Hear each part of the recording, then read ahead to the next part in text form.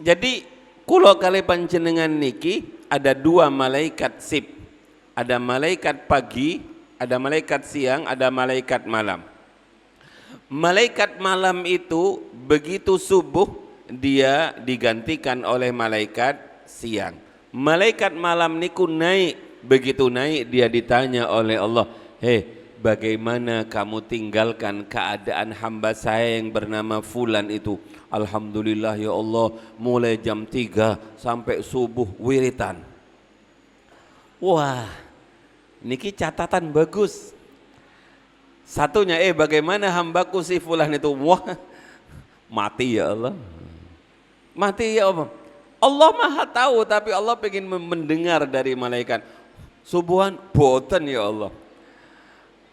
Nanti asar juga begitu bapak-bapak, asar niku tempatnya malaikat setoran. Maka kadang-kadang ditanya, bagaimana kamu tinggalkan hambaku itu?